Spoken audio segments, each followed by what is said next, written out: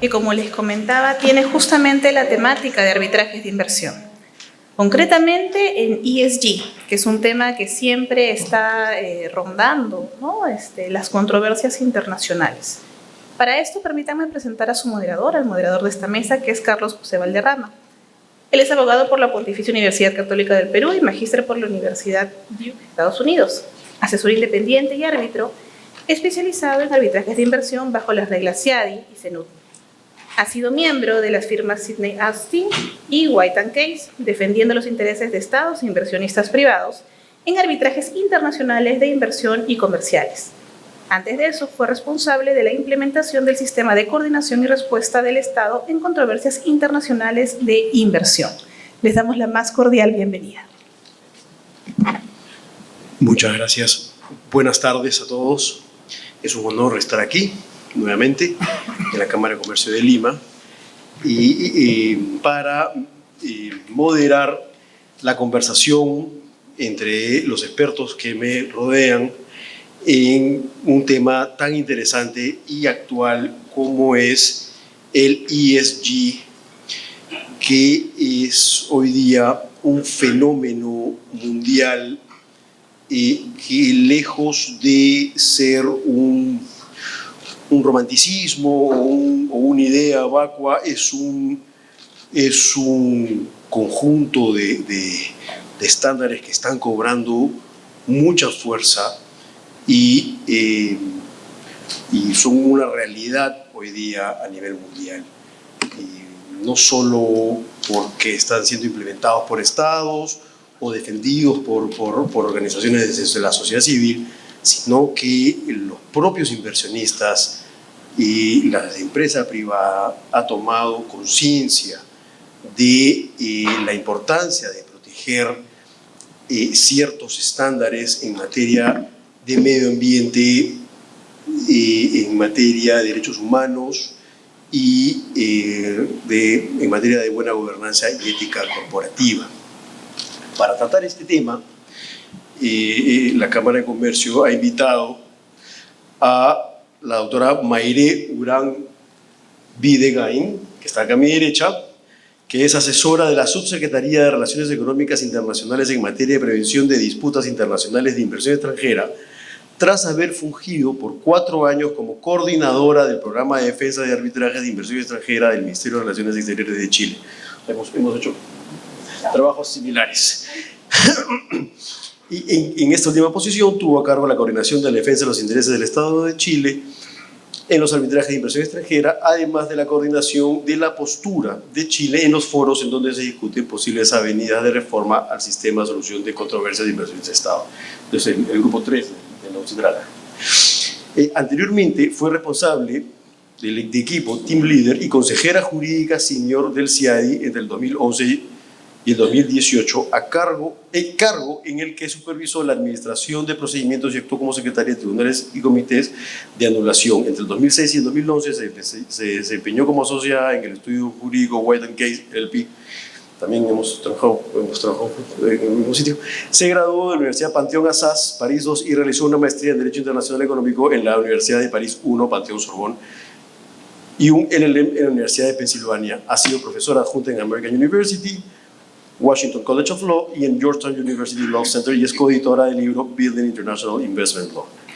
A mi izquierda está la doctora María Julia Milesi, que es counsel en el Grupo de Arbitraje Internacional de la firma Freshfield, Brookhouse y Denninger en la oficina de Washington, D.C. María Julia tiene vasta experiencia representando inversiones y estados soberanos en arbitraje de inversión y arbitraje comerciales en Latinoamérica, con especial énfasis en los sectores de energía y recursos naturales. Es graduada de la Universidad Nacional de Rosario, Argentina, y cuenta con un posgrado en petróleo y gas de la Universidad de Buenos Aires y un LLM en American University, Washington College of Law. Por su parte, la doctora Marisa Planels Valero obtuvo su licenciatura en Derecho por la Universidad de Valencia, España, donde también cursó un máster en Relaciones Internacionales y Derecho de la Unión Europea. Tras la finalización de sus estudios y en busca de experiencias internacionales, Marisa se mudó a Beijing, China, donde trabajó como consultora jurídica extranjera en el estudio Lehman, Lee & Shu, asesorando a empresas españolas en temas de protección de propiedad intelectual y promoción de inversión extranjera. Tras ello, Marisa se trasladó a Chicago a la firma Wexler Wallace LLP antes de iniciar su máster en Derecho Internacional en la Universidad de Georgetown. Tras la conclusión de este máster y la obtención de la barra de Nueva York, Marisa inició su trabajo como consejera legal en el Centro Internacional de Diferencias, CIADI. Durante casi 11 años, Marisa ha actuado como secretaria de tribunal en más de 40 arbitrajes bajo las reglas CIADI o de la CENUDMI, varios de los nuestros. Ha realizado múltiples presentaciones en diversos foros académicos y profesionales y ha participado activamente en el proceso de reforma de las nuevas reglas del arbitraje CIADI que entraron el año pasado en vigor. Finalmente, es un gusto tener a Andrés Moreno, que es abogado, socio de Moreno Valdivieso en Bolivia y miembro de la Corte Internacional de Arbitraje CCI. Cuenta con marcada experiencia en arbitraje comercial internacional y arbitraje de inversiones bajo reglas CCI, CIADI y UNCITRAL. Es árbitro internacional y desde el 2022 fue invitado a formar parte de la nómina de árbitros de la Cámara de Comercio de Lima, Perú. Es abogado por la Universidad Católica Boliviana con maestría en la Universidad de ICADE en España y posgrados en la Universidad de Harvard y Universidad de Oxford en el Reino Unido.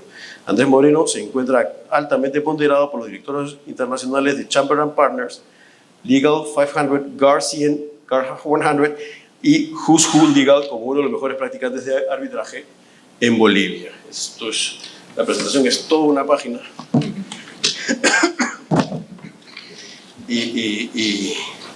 Bueno, como venía comentando, este es un tema fascinante, el de ESG, ya que es un fenómeno internacional que, tanto como el arbitraje de las inversiones, está aquí para quedarse. La asunción de responsabilidad ética y social que los inversionistas vienen tomando desde hace unos años ya significa un cambio enorme en el comportamiento de los dineros o de las inversiones cuando estos se acercan a invertir en estados que importan inversiones. Y es así que quisiera conversar con Andrés primero. Andrés, viene habiendo un desarrollo un avance y un desarrollo en la regulación sobre los estándares ESG, en las normativas locales, nacionales, y viene este fenómeno teniendo un efecto en la redacción de los tratados bilaterales de protección de inversiones. ¿Qué opinión te trae esta evolución de los estándares ESG en las normativas locales? Gracias, Carlos. En principio, súper breve, agradecer muchísimo a la Cámara de Comercio de Lima y al Centro por la invitación tan amable. Es un placer estar aquí y poder conversar sobre temas que nos apasionan tanto, que como son los temas de arbitraje e inversión. El tema de ESG, la verdad que data de 1970 más o menos, cuando se llamaban los mecanismos de inversión socialmente responsable. Luego ya en el año 2000, Kofi Annan, ¿se acuerdan del secretario general de la ONU? Él lanza una evolución, pero ya bajo el criterio ESG, que básicamente era inversión protegiendo al medio ambiente, socialmente responsable y con sólidos cimientos corporativos y de gobernanza. En un inicio, desde el año 2000 hasta un poquito más adelante, los criterios ESG eran una especie de nice to have. Eran unas buenas prácticas, eran unas buenas recomendaciones, buenas, interesantes de gobierno, de medio ambiente y prácticas sociales. Pero de una forma muy rápida, esto evolucionó muchísimo, al punto que ahora, en el 2023, 2022, 2021, pandemia, los ESGs ya no son un nice to have, más bien al revés, es un must have, ¿no? Es algo ya que se ha vuelto prácticamente obligatorio en muchas partes del mundo, pero el tema es que no todos los países, no todos los practicantes, en este caso lo que nos aboca a nosotros en tema de derecho internacional, lo está regulando de la misma exacta forma. Y hay distintos impactos. Entonces, a la pregunta que me hacía Carlos de cómo se encuentran los estados regulando estos temas de ESG, bien sea en su normativa interna o en general, cómo están regulando los temas de ESG para, al momento de recibir inversiones extranjeras. Hicimos un poco de research y vimos que existen básicamente tres escenarios generales. El primero es que los estados están incorporando de una forma bastante clara y concreta normativas medioambientales, normativas de derechos humanos y normativas y prácticas de gobierno corporativo de una forma muy clara en sus normativas locales. Es decir, están adoptando los criterios ESG como normas locales.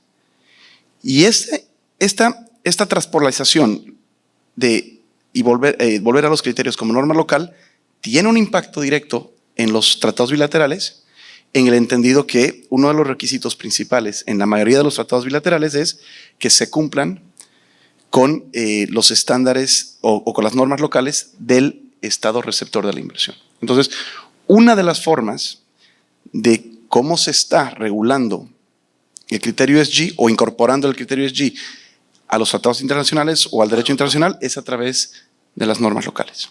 Ese es uno. El segundo es la contractualización de la protección de inversiones que se ve cada vez más. Es decir, en países como donde vengo yo, donde verdaderamente se han denunciado los tratados bilaterales, se ha denunciado la Convención CIADI y al parecer no había mucha salida en temas de protección de inversiones, poco a poco estamos viendo una luz al final del camino que es básicamente adoptar estándares de protección de inversiones, pero por medio de contratos con el Estado. Aquí ya no es de forma general, es individual caso por caso, pero sí hemos visto que los estados están incluyendo estándares de protección de inversiones en determinados contratos a efectos de poder viabilizar ciertas inversiones y proyectos. Y en el tema de ESG, hemos visto que no es la excepción, que se han incluido determinadas obligaciones o los criterios de ESG en determinados contratos como efecto ya, pero como obligaciones contractuales, ¿no? A efectos de poder evaluar su cumplimiento. Perdona, Andrés, solamente para entender mejor. Es decir, que el Estado está obligándose a proteger al inversionista a través de establecer ciertos estándares en el contrato de concesión. Sí. Y en el mismo contrato de concesión, el inversionista o concesión o el contrato que tenga con el Estado se obliga a cumplir con los estándares. Sí. Sí.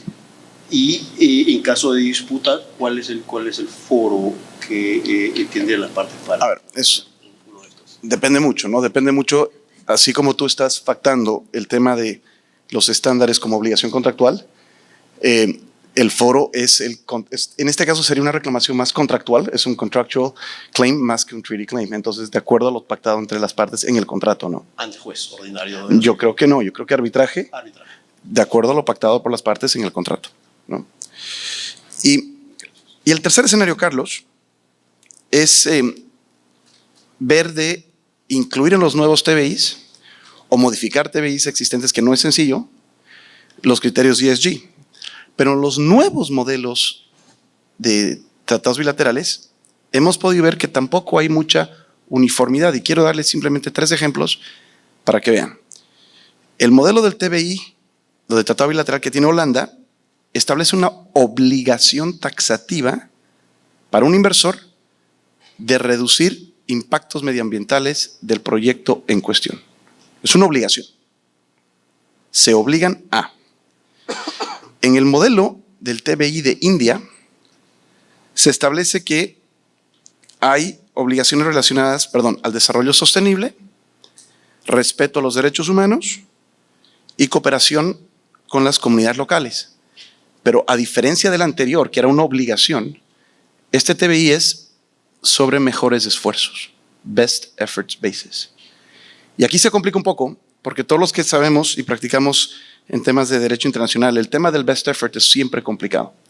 Los límites del best effort no hay una forma de decir blanco o negro, sino depende caso por caso, pero desde lo que podemos ver en este TBI de India ya abre una puerta bastante grande al establecer un estándar sobre best efforts.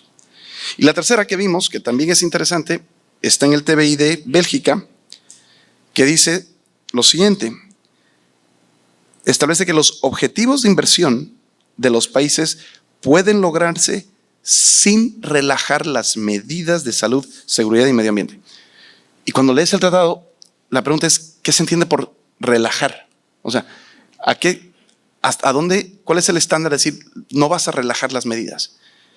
Un poco, mucho, determinado, debo cumplir, es una obligación. No te lo dice de una forma tan concreta. Entonces, en definitiva, los estados creo que sí están haciendo un esfuerzo muy grande para incorporar el tema de ESGs en sus normativas, pero el tema es que todavía hay mucha tela para discutir. Sin duda, es un tema que todavía está siendo digerido por los estados, pero ya viene siendo digerido ampliamente por el sector privado.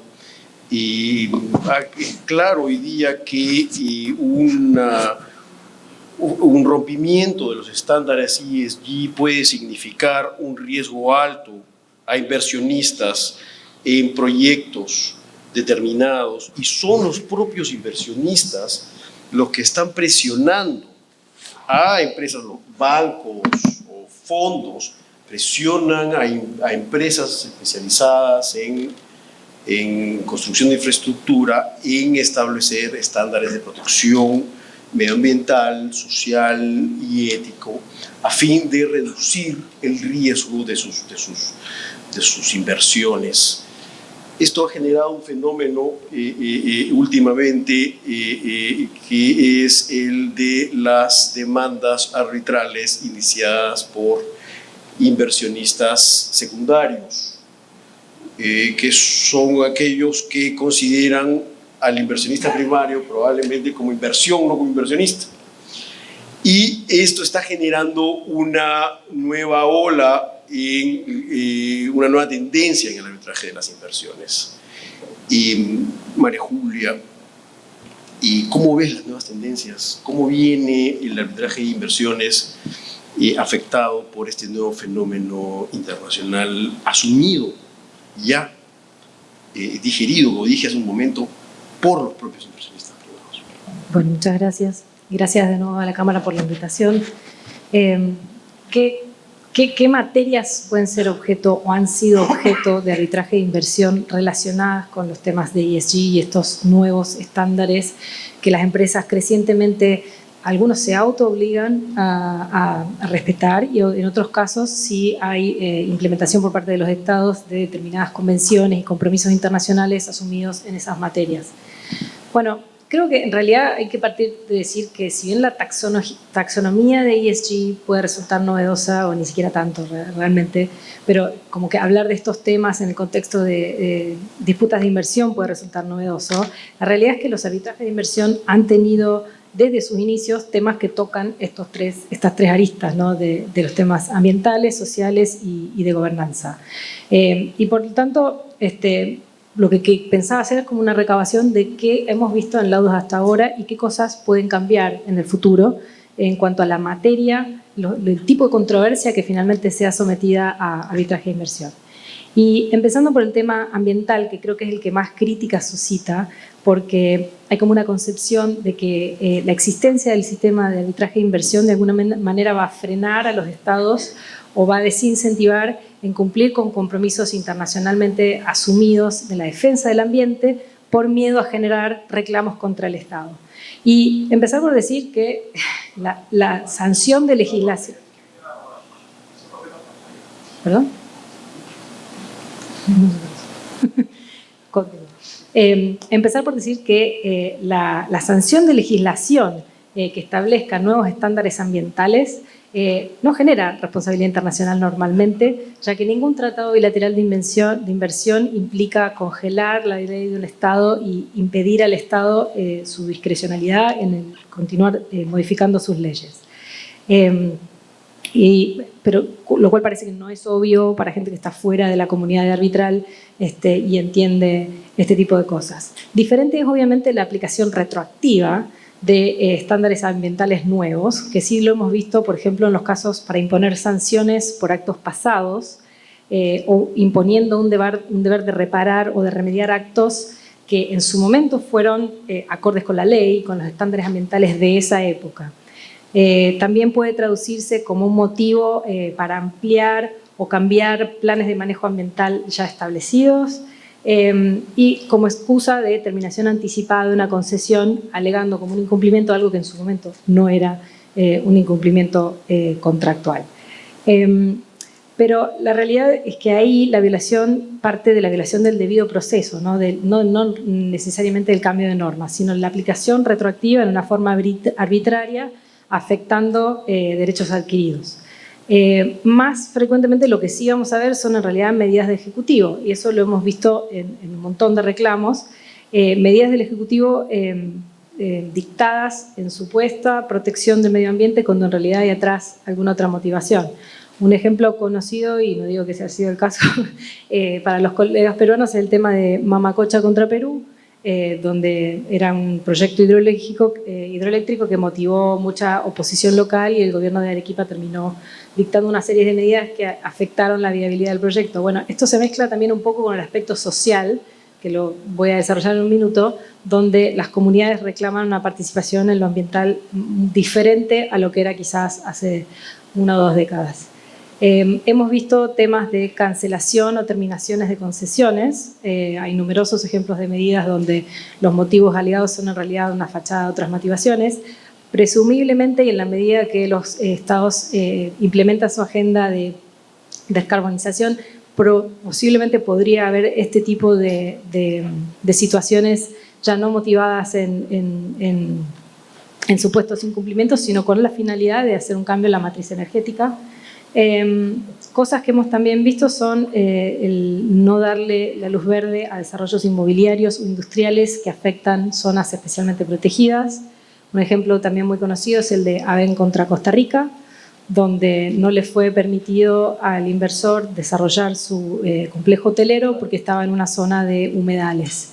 De nuevo, ahí la norma preexistía la inversión de este señor y se comprobó que el lote que había comprado efectivamente tenía este ecosistema, por lo tanto creo que se rechazó el reclamo.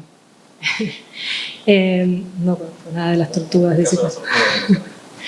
Diferente obviamente hubiera sido un proyecto ya autorizado, que no era el caso en AVEN contra Costa Rica, donde el Estado designa ciertas áreas como protegidas a posteriori. Y ese sí es el caso que pasó en Ecooro contra Colombia, donde el inversor fue privado de casi el 50% del área minera ya autorizada por encajar dentro de la definición de páramo de Santurbán, que fue efectivamente delimitado, o sea, que constituía ese ecosistema con posterioridad al desarrollo de la inversión. Una materia que creo que puede llegar a darse con mayor frecuencia en el futuro es la prohibición de importación o la prohibición de utilización de ciertos productos o sustancias. En general, estos reclamos hasta ahora no han tenido demasiado éxito porque se trata más que nada de medidas legislativas de alcance general y que rigen para futuro, y en muchos casos además no son de aplicación inmediata, sino que tienen un periodo gradual de implementación. Pero ¿qué pasa si ello afecta especialmente a algún tipo de inversión previamente autorizada? Creo que es el caso, que es un ejemplo reciente de RWE contra Holanda, que está pendiente, es un caso muy reciente, donde Holanda lo que ha hecho es dictar una norma que prohíbe la generación de electricidad mediante la quema de carbón a partir del año 2030. Pero el inversor obviamente tiene un activo de generación de electricidad que excede su vida útil ese plazo y que va a tener que reconvertir la tecnología de alguna forma de su central, y eso tiene un costo y no está acorde con la expectativa que tuvo al momento de invertir. Así que, bueno, ahí hay que ver qué es lo que va a decir este tribunal arbitral. Es un caso ECT. Y como decía, esto creo que es lo que vamos a ver más frecuentemente a medida que los países avancen seriamente en cumplir sus compromisos, por ejemplo, del Acuerdo de París, aquellos países que tienen voluntad de cumplirlo, que no son todos. Y finalmente creo que, pasando entonces por las distintas medidas del Estado, lo que estamos viendo más frecuentemente son medidas que emanan del Poder Judicial. Medidas supuestamente en aplicación de principios constitucionales o de compromisos internacionales, que no han sido claramente implementados mediante normas, pero que evidentemente están contemplados en estos tratados y en la Constitución, y el Poder Judicial dicta medidas que de alguna forma afectan situaciones jurídicas consolidadas. De nuevo, lo hemos visto con mucho mayor frecuencia y además es un aspecto que se mezcla mucho con lo social, por lo tanto también muy en boga. Y creo que en materia ambiental lo más interesante va a ser cómo los tribunales sopesan las diferentes obligaciones internacionales asumidas por un Estado, ¿no? Por un lado, los tratados de inversión que asumen compromisos con los inversores y por otro lado, las obligaciones que emanan de tratados de protección medioambiental, que también son obligaciones internacionales. Y en ese aspecto, un ejemplo muy interesante, creo, es el caso de Peter Allard contra Barbados, que en realidad es un caso viejo, desde el 2010, donde un inversor canadiense decidió hacer una reserva de humedales en Costa Rica y finalmente se frustró porque, según alegaba, Costa Rica contaminó la reserva y frustró su objetivo. Pero lo interesante del caso es que el inversor decía que tenía una expectativa legítima de que Costa Rica iba a proteger especialmente los humedales en virtud de compromisos internacionales que había asumido Costa Rica, que era el convenio de la Convención relativa a humedales y la Convención de Diversidad Biológica. Lo que podría darse en el futuro creo que es la situación opuesta, ¿no? Que sea el Estado quien cuestione si el inversor tiene una expectativa razonable de que la legislación medioambiental que se le va a aplicar es la que tenía al momento de invertir, si a su vez el Estado tiene compromisos internacionales con normas que le exigen un estándar más alto, si bien no implementadas todavía. Eso creo que puede ser un debate que puede darse. Y pasando entonces a lo social, creo este también es un tema que ha ganado preeminencia, el tema de la licencia social de un proyecto, entendido como la aprobación o aceptación social de un proyecto por parte de las comunidades circundantes y otros grupos de interés.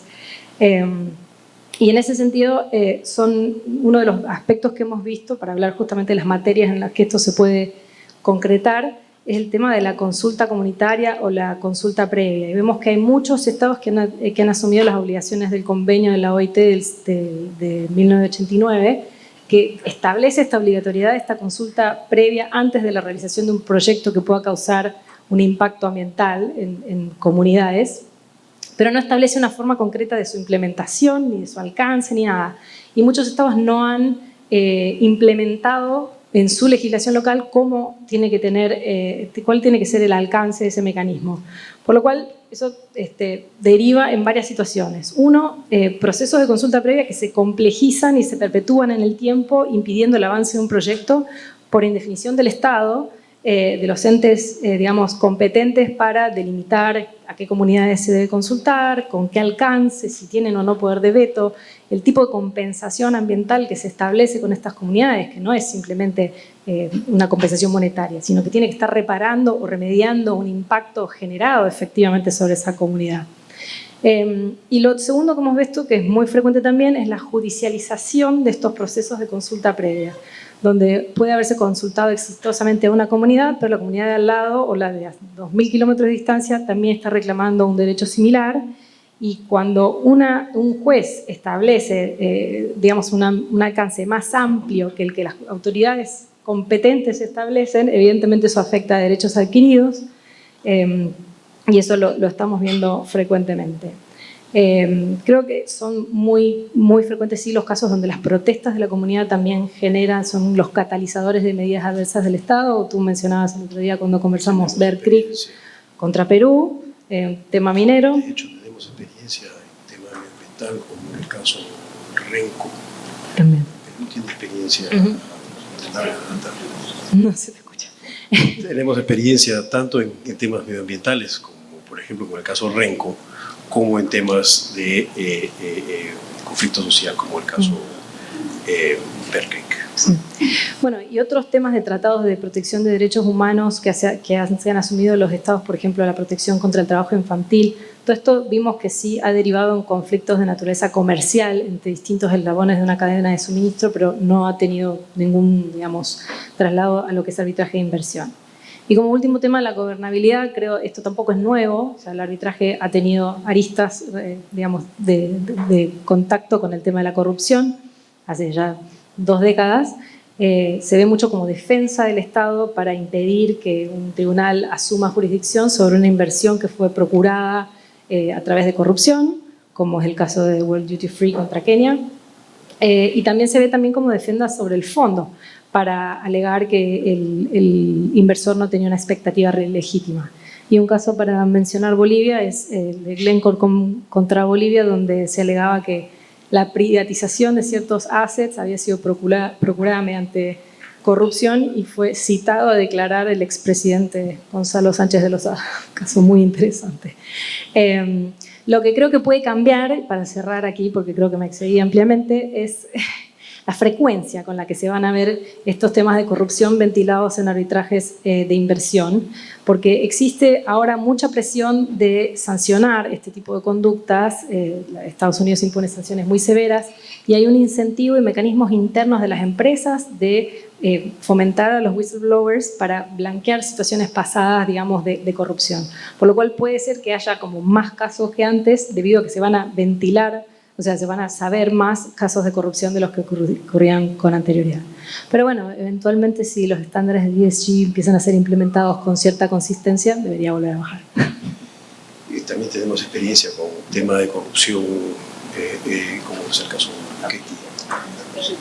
¿Otra vez? ¿No se escucha? ¿Ahora sí? También tenemos experiencia en temas de corrupción con el caso de Ketty. Es un caso antiguo, uno de los primeros casos que tuvimos en el Perú. Y muchas gracias, María Julia, muy interesante. Entonces, se viene un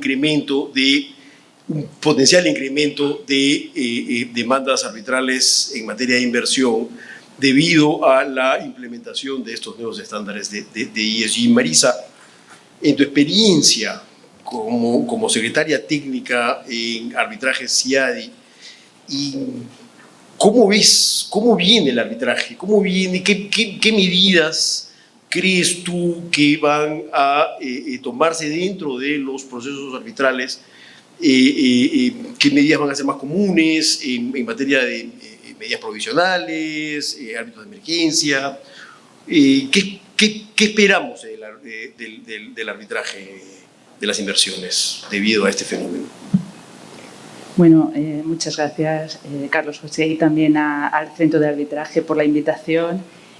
Pues sí, yo quería un poco comentar en específico el tema de las solicitudes de medidas provisionales, los procedimientos de emergencia en casos con componentes ESG, ¿verdad?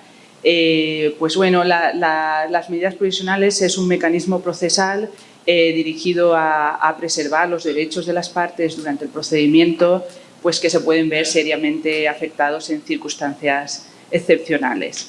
Este mecanismo de medidas provisionales se encuentra reflejado tanto en el Estatuto de la Corte Internacional de Justicia como en los reglamentos de las principales instituciones arbitrales y pues todas las disposiciones sobre medidas provisionales tienen en común pues que se requiere que haya una urgencia para adoptar medidas provisionales y se requiere que estas medidas provisionales sean necesarias durante la tramitación del procedimiento hasta que se pueda emitir una decisión sobre el fondo. Entonces, en cuanto al sistema CIADI, este mecanismo se encuentra contemplado en el artículo 47 del convenio CIADI y, bueno, como hemos comentado anteriormente, hemos adoptado unas nuevas reglas. En julio de 2022 se adoptaron las reglas después de un proceso de reforma bastante largo. Y en cuanto a medidas provisionales, nuestra nueva regla 47 lo que hace es que un poco codifica, por decirlo de alguna forma, la práctica existente hasta la fecha y establece una guía sobre qué tipo de medidas provisionales se pueden otorgar, y qué circunstancias puede un tribunal considerar al momento de otorgarlas. En cuanto a los estándares ESG, pues revisando un poco las solicitudes, las decisiones sobre medidas provisionales que tenemos hasta la fecha, las que son públicas, por supuesto, que por cierto pueden revisarse en nuestra página web. Llevamos una lista de todas las decisiones sobre medidas provisionales públicas hasta la fecha. pues se ve que hay alrededor de unas 20, 25 decisiones que de alguna forma tocan en los estándares ESG. Por una parte, en temas medioambientales, pues una medida provisional es algo que en principio podría ofrecer a la parte que está preocupada por un daño inminente a su inversión o por un daño inminente al medio ambiente implicado en esa inversión, pues una posibilidad de proteger ese interés hasta que se emita una decisión. Desde épocas tempranas en el CIADI se vio que las partes percibían esto como un posible instrumento de protección. Por ejemplo, en el caso Compañía Santa Elena contra Costa Rica, que es un caso bastante antiguo, en el que pues un inversionista estadounidense adquirió una propiedad llamada Santa Elena en Costa Rica, que cubre 30 kilómetros de la costa pacífica, y unos años después Costa Rica decidió expropiar los terrenos por razones medioambientales.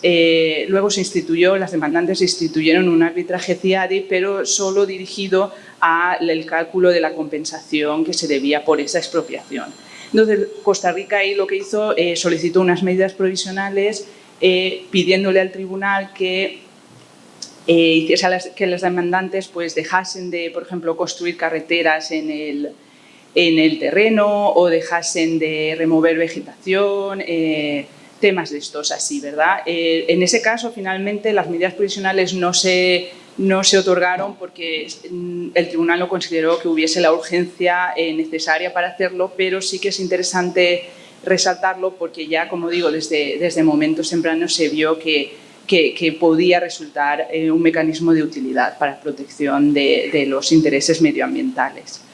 Luego, en cuanto al estándar social, un poco, ahí se ven casos, por ejemplo, en los que hay situaciones de, por ejemplo, un abuso potencial, un acoso, un hostigamiento, quizá a testigos, a directivos, a empresarios de una empresa que inicia un arbitraje CIADI.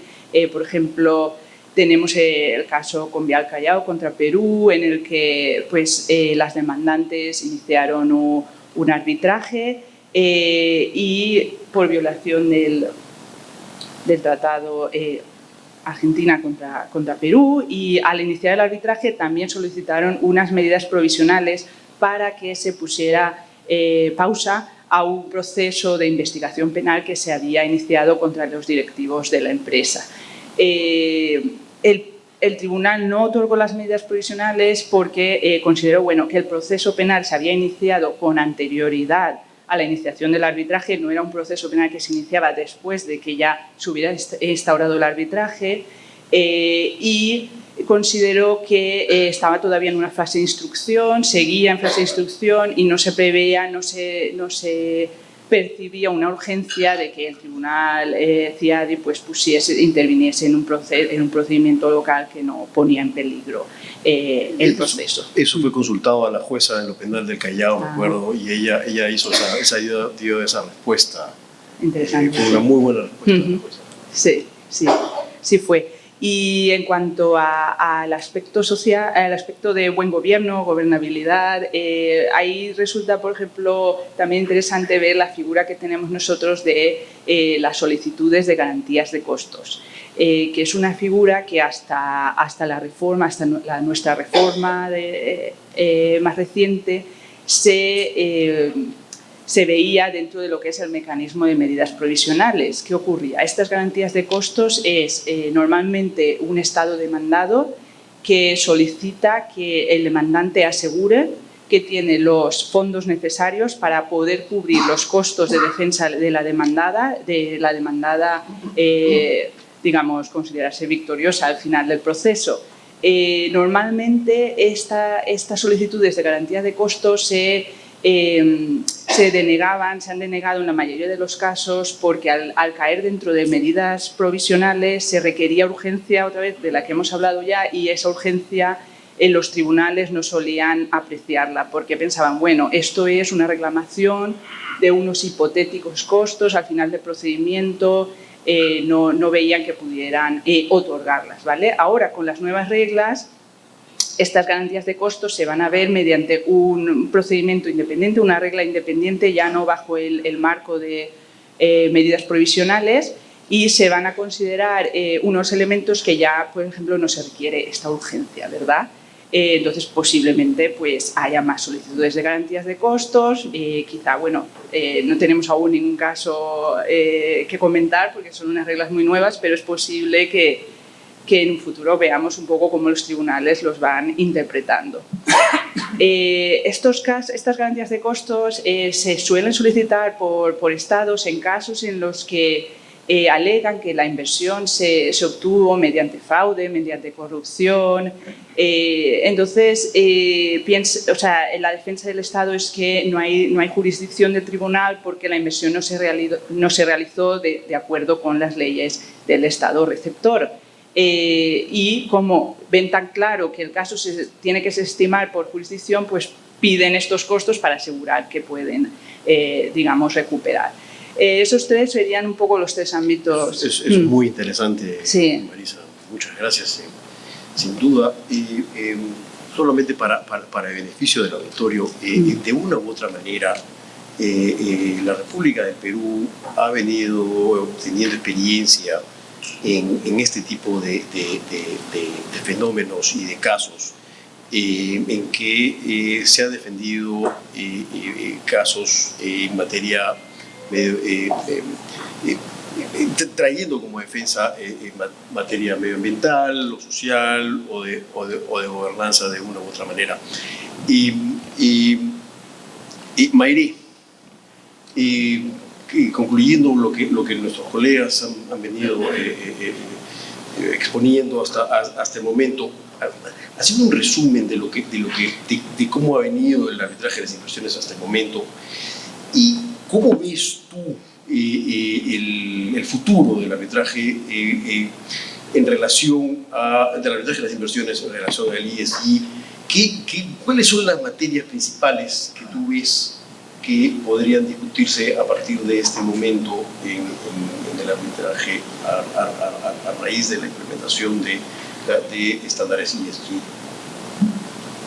Muchas gracias, Carlos, y bueno, muchas gracias a Marianela, Sandra y a la Cámara de Comercio de Lima por esta invitación. Es de verdad un placer estar con ustedes esta tarde y un placer estar aquí para la celebración de los 30 años del Centro de Arbitraje de la Cámara de Comercio.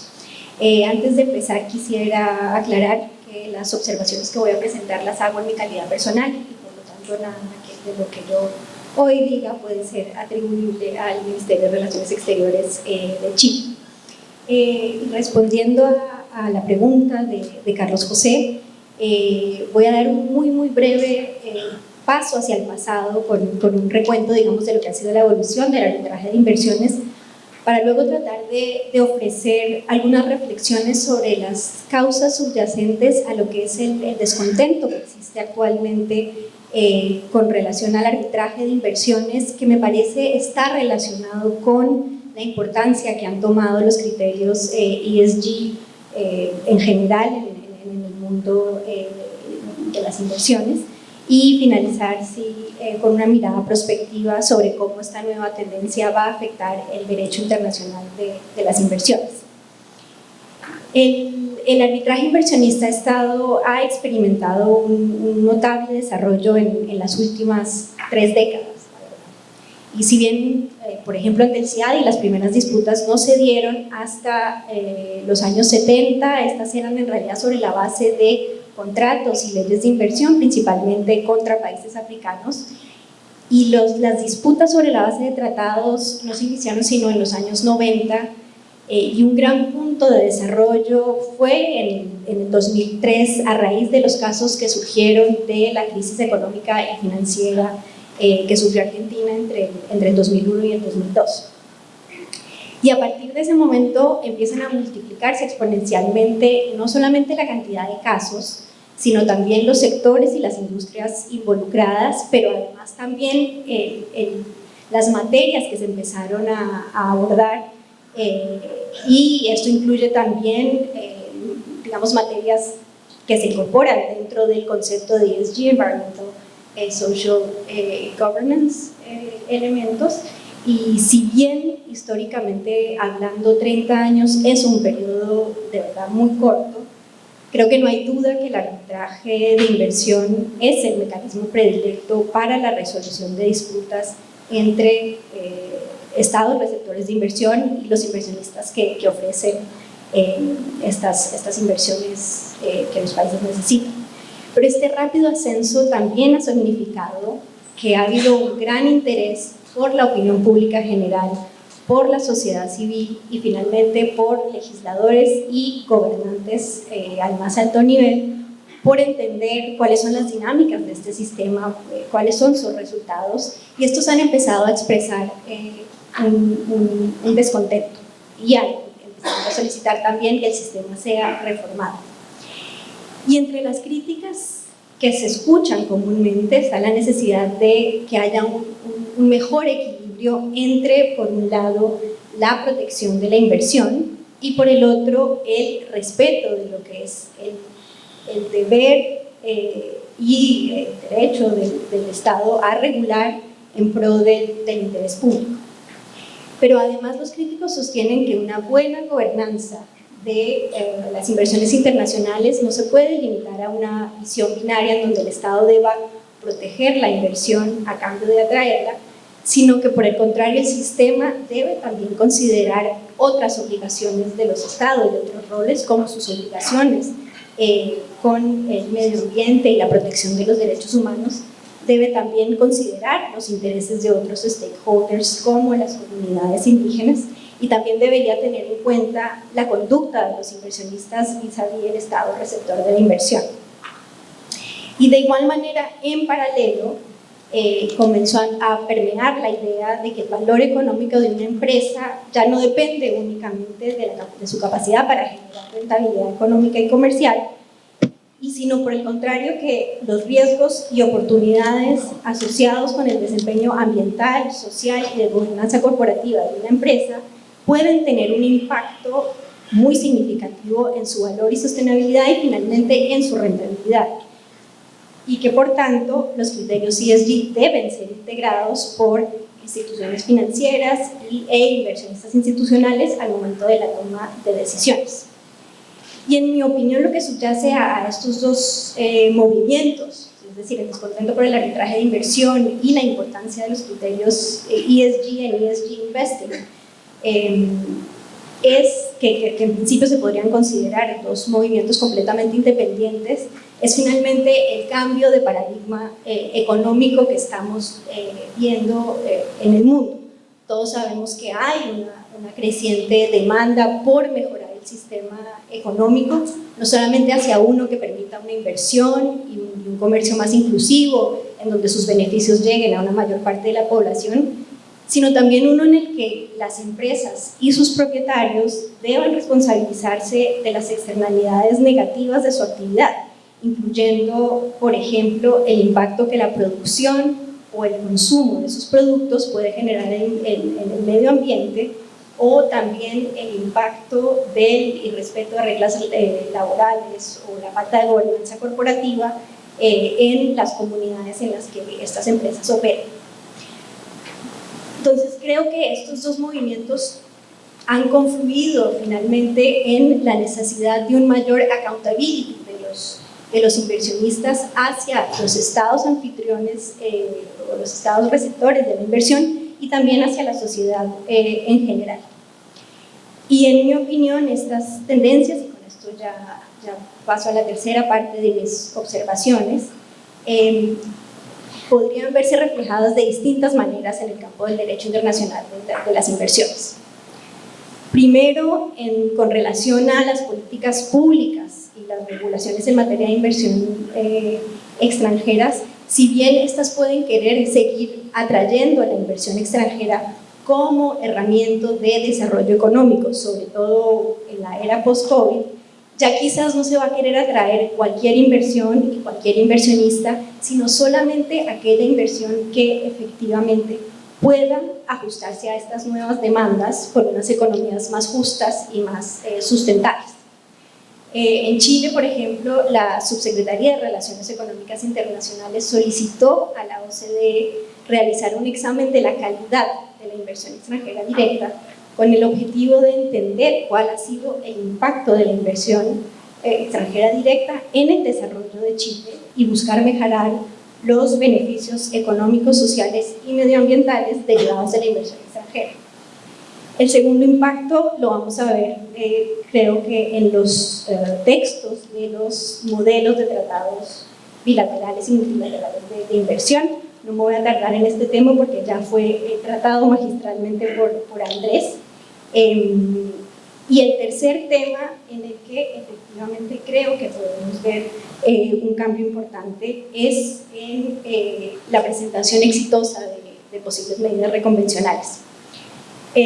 Aquí hay algunos tratados, como por ejemplo los de Colombia, que ya establecen que al presentar, o sea, establecen en realidad lo que se llaman contingent consent clauses, en los cuales el inversionista al momento de presentar su demanda y aceptar la oferta del Estado de dirimir disputas que surjan del tratado por medio de un arbitraje internacional, también está ofreciendo su consentimiento para que cualquier demanda reconvencional presentada por el Estado sea dirimida por este mismo tribunal internacional. Pero lo que ha ocurrido es que muchas veces esto no es suficiente porque es necesario también que el tratado incorpore obligaciones de los inversionistas que además sean el fundamento legal de las posibles demandas reconvencionales. Acá tengo una pregunta que me ha surgido últimamente, que quería hacértela, ya que estás tocando el tema de las posibles defensas del Estado. Esto tiene que ver con una experiencia particular que tuve en uno de los casos, defendiendo uno de los casos del Estado peruano, y es que fue el caso Renco, el caso Doerran, que era un inversionista norteamericano, que siendo una empresa norteamericana y había financiado una serie de campañas políticas a senadores y representantes en el Congreso de los Estados Unidos, hizo uso de su derecho de reclamo ante estos representantes, y a la Embajada de la República del Perú en los Estados Unidos, en Washington, le llegaron sendas cartas expresando la preocupación de los senadores y representantes por el comportamiento de la República del Perú frente a este buen inversionista, este decente inversionista norteamericano.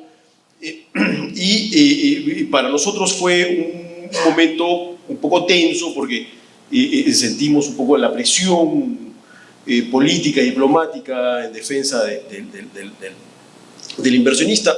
Esto fue un tema que trabajamos con el embajador Valdivieso en ese momento y contestamos al Congreso de los Estados Unidos que el inversionista había iniciado un arbitraje internacional en contra de la República del Perú y que la disputa estaba en manos de un tribunal y que el Perú cumpliría disciplinada y estrictamente con lo ordenado por el tribunal, como viene siempre la República del Perú cumpliendo con sus obligaciones internacionales. Y eso terminó la presión. Pero luego, durante el proceso arbitral, debido al texto, a que el TLC entre Estados Unidos y Perú lo establece, el gobierno de los Estados Unidos es parte no contendiente y tiene la posibilidad, el derecho de presentar una opinión, un amicus curiae, una opinión sobre cómo interpreta el Estado, en este caso el gobierno de los Estados Unidos,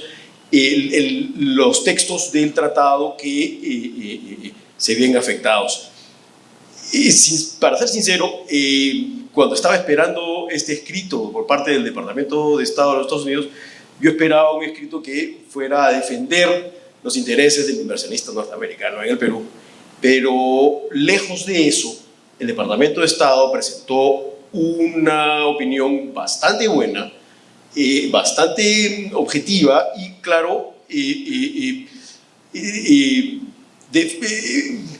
defendiendo la posición de un Estado en relación a cómo interpreta el tratado lo cual creo yo fue bastante útil para nosotros, pero quedó claro para mí que cuando la parte no contendiente presenta un escrito, lo hace pensando en que si defiende a su inversionista en ese momento se está poniendo la soga al cuello, porque cuando le llegue la demanda a ese Estado, esa declaración le va a ser usada en contra. Entonces, y con relación a este tema, si yo estuviera otra vez en la defensa del Estado y me encontrara frente a una situación en la que tengo que defender al Estado peruano utilizando el incumplimiento de los estándares ESG por parte del inversionista, lo más probable es que él le pida al Estado del cual el inversionista es nacional cuál es su lectura y su interpretación respecto al comportamiento, a los estándares del inversionista en el Perú. Es decir, si los estándares de su nacional aplicados en el Perú serían igualmente aceptados si es que estos fueran practicados en su estado de origen, en su territorio de origen, perdón. Cosa que lo que yo buscaría es una declaración que reduzca la capacidad del inversionista de demostrar la legalidad de su inversión. ¿Me explico?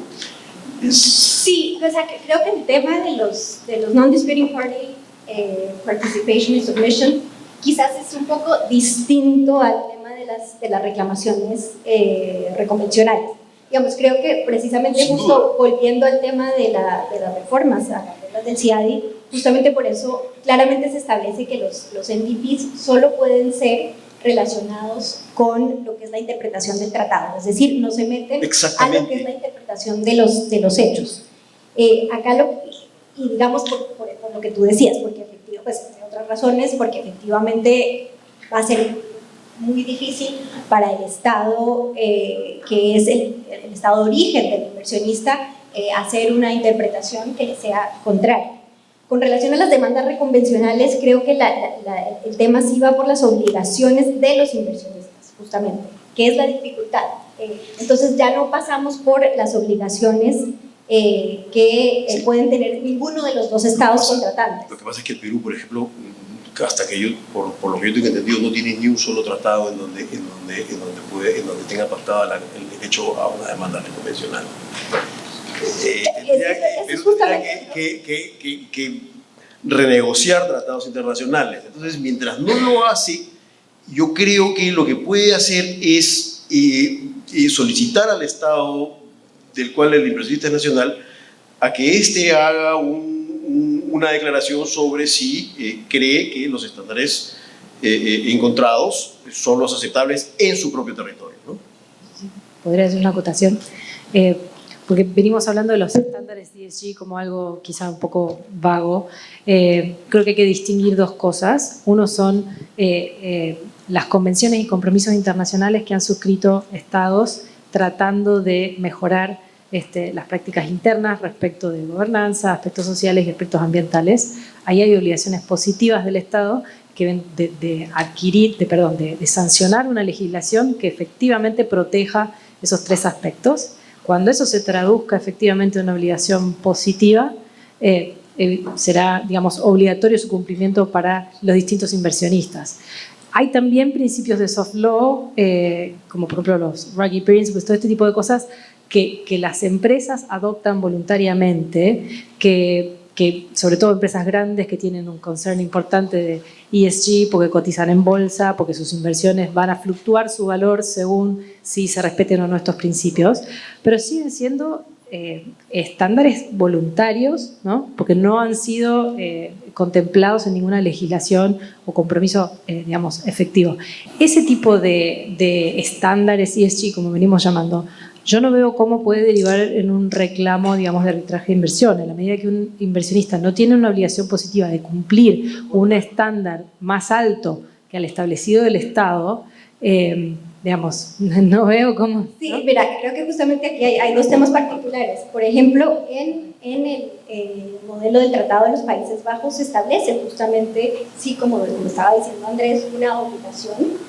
Y por otro lado se dice claramente que el tribunal, al momento de determinar el monto de compensación, debe tener en cuenta si efectivamente el inversionista respetó o no los principios rectores de las Naciones Unidas sobre derechos humanos y empresas, y también los principios rectores de la OCDE sobre empresas multinacionales. También establece que hay una obligación de justamente llevar a cabo procesos de due diligence para mitigar todo lo que son los impactos ambientales y sociales de las actividades. Entonces, ese es justamente mi punto. Estamos evolucionando y estamos llegando a un momento en el que quizás los estados cada vez más van a querer incorporar dentro de los tratados lo que son las obligaciones de los inversionistas. Y ya tenemos un primer ejemplo. Entonces, el primer ejemplo, déjame terminar este punto, es en el protocolo sobre inversiones del acuerdo de África continental, ¿no? de África continental, en donde ya se establecen obligaciones, como tú decías, María Julia, positivas de los inversionistas en materias de protección del medio ambiente, en materias sociales y en materia de ética empresarial. Entonces creo que el movimiento ESG sí ha servido para dar un impulso a eso, porque creo que efectivamente tenemos que dejar de pensar que estos son cuestiones separadas, que la protección de la inversión es absoluta y que justamente estos otros aspectos terminan siendo parte de soft law. Si seguimos en esas condiciones, el arbitraje de inversión va simplemente a perder su prevalencia, porque ya no va con la dinámica y las demandas actuales de una mejora del sistema económico. Mayre, entonces lo que tú dices es que se viene una etapa de renegociación de tratados bilaterales. No necesariamente una renegociación de tratados internacionales, sino va a haber nuevos tratados en donde efectivamente, como ha ocurrido desde el inicio, no voy a repetir lo que decimos siempre en este tipo de conferencias, hay una diferencia muy grande entre los BITs de los años 90 y los tratados multilaterales del día de hoy. Ha habido una evolución progresiva y creo que el movimiento de ESG Investing, que finalmente es un movimiento, digamos, en el mundo de las finanzas, va a servir para el arbitraje de inversión a dar ese impulso que quizás necesitamos y que está demandando la opinión pública y digamos, los gobernantes a distintos niveles, para que haya un mayor equilibrio y ver si efectivamente el sistema de arbitraje de inversión puede seguir teniendo la prevalencia e importancia que ha tenido hasta ahora. Ahora, el riesgo de eso es que es posible que si los inversionistas se ven frente a un foro en el que se pueden demandar internacionalmente a un soberano, pero este soberano también los puede demandar o contrademandar, probablemente no vayan a usar el foro. No sé si necesariamente es el caso. O sea, nosotros hemos tenido casos donde efectivamente hemos recomendado que se acepte una demanda a nuestro cliente inversor, que acepte una demanda reconvencional por tener un foro más independiente en el cual ventilar determinadas disputas. No veo mal el hecho de que se esté pautando la posibilidad de establecer demandas reconvencionales. Lo que sí pienso, desde mi humilde opinión, es que esa tendencia hasta ahora ha sido, digamos, no quiero decir minoritaria, pero el universo de tratados que existen hoy vigentes con respecto a los que incorporan este tipo de obligaciones son muy dispares. Hay muchísimos modelos de tratados con este tipo de declaraciones y este tipo de cláusulas, pero eso después no se ha traducido necesariamente en un montón de convenios. Y un poco entre la tensión está entre lo que es soft law y lo que es obligaciones positivas. Está bien, existen obligaciones soft law, pero son vinculantes en la medida que existe una obligación positiva de cumplir con el soft law. Entonces, también un poco, o sea, creo que estamos en la misma... No, además, si me permites, hay un tema que es importante. Yo creo que yo estoy totalmente de acuerdo contigo. Históricamente, la ventana para los días de la reconvención siempre ha sido las cláusulas paraguas en los tratados, ¿no? Entonces, yo sí creo que el tema de los ESG, y siempre ha generado también a fases de jurisdicción muy complejas, muy duras. Pero sí, efectivamente, yo estoy de acuerdo contigo. El tema del ESG, los principios de ESG, probablemente van a ser utilizados con bastante frecuencia como mecanismos para determinar el incumplimiento del inversor respecto a los criterios de ESG establecidos también en el propio tratado, ¿no? Lo hemos visto en el momento del cálculo de daños, que se hace una especie de aplicación de facto de la doctrina de Clean Hands, donde se hace como una morigeración de la compensación en la medida de que hubo, digamos, algún tipo de ese tipo de afectaciones. Ahora, que exista una obligación positiva de ya es como diferente, ¿no? Como ven, es un tema picante en el mundo del arbitraje internacional de las inversiones y falta todavía mucho pan por rebanar y tenemos tratados con textos antiguos, probablemente vaya a ser necesario renegociar o volver a firmar tratados. Hay nuevos tratados como los Países Bajos. Nosotros ya tenemos tratados con los Países Bajos y que no tienen esas cláusulas. Sí, el grupo 3 no creo que vaya a tener mucho futuro, pero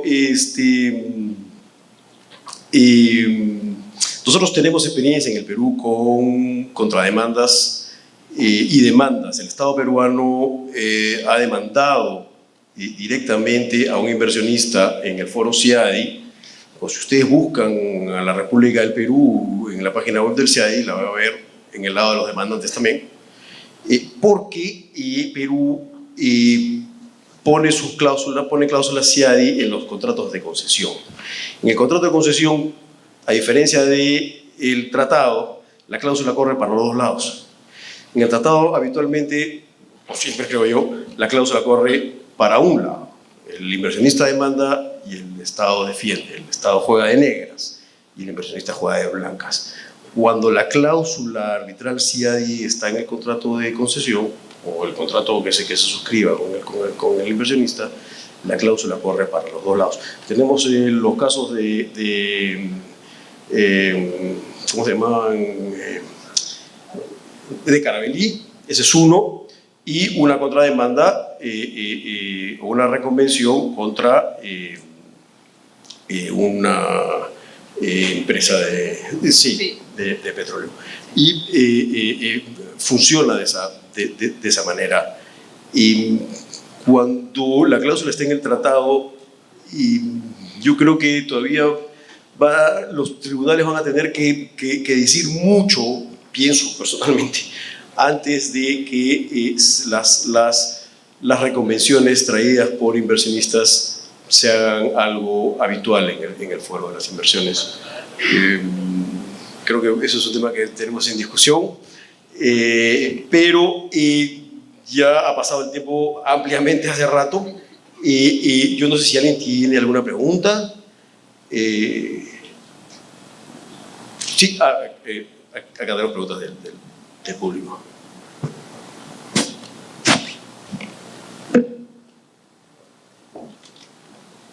Voy a leer las preguntas que han formulado a través de los QR. Primera pregunta. ¿La presencia de un third party funding puede por sí misma justificar una medida provisional de condena de costos previa contra la parte financiada? Imagino que esa pregunta es para mí.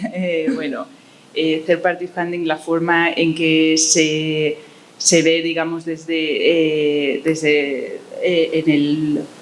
se ha visto en el proceso de reforma de las reglas, es uno de los factores que se pueden tener en cuenta, pero para nada un factor que determinará si o no se otorga la garantía de costos. Segunda pregunta. ¿Puede un criterio ESG presentarse durante el trato directo, cooling off period, entre un Estado y un inversor que intenta resolver una controversia? Por ejemplo, controversia sobre minería o explotación de recursos que afecte de algún modo a una comunidad oriunda del Estado. Bueno, yo soy el moderador, pero tengo algo de experiencia en la materia, por supuesto. No cabe duda. Berkrik o Doerran, los temas ESG eran la materia en disputa y fueron las materias en la negociación en los tratos directos, directamente además, por supuesto que era. Y la tercera pregunta. ¿Existe uniformidad en los case law, mal llamada jurisprudencia, dictados por el CIADI sobre los casos que abarquen criterios ESG en la resolución de los tribunales? O sea, que creo que ahí volvemos al punto de María Julia. Creo que efectivamente no hay arbitrajes de inversión ESG. Los arbitrajes de inversión discuten y ya han tenido, digamos, discusión sobre factores medioambientales, sobre factores sociales y sobre factores de gobernanza. Lo que estamos discutiendo, digamos, es cuál es la importancia de estos factores, cuál es la importancia de, por ejemplo, el respeto de las obligaciones medioambientales del Estado, cuál es la importancia de la corrupción que ha incurrido un inversionista para lograr realizar su inversión, etc. Entonces creo que efectivamente no se puede decir que haya una jurisprudencia, digamos, predecible en la materia, ni que haya jurisprudencia de ESG en arbitrajes de inversión, porque no es un concepto como tal, creo que lo utilizamos para acortar y hacer el título del panel un poco más catchy, pero no es un concepto como tal.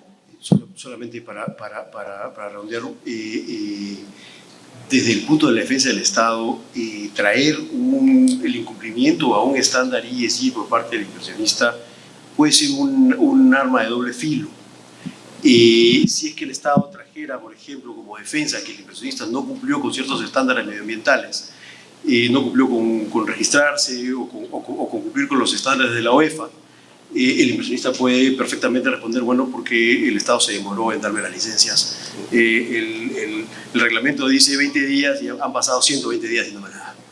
La burocracia del Estado a veces le juega en contra y puede resultar una carabinada de Ambrosio, puede disparar para atrás. Así que el Estado tiene que tener mucho cuidado cuando presenta una defensa sustentada en incumplimientos a los estándares, por ejemplo. Muchas gracias. Muchísimas gracias y le damos un fuerte aplauso a nuestro panel. De verdad ha sido una excelente exposición y muy bueno tenerlos. Los invitamos.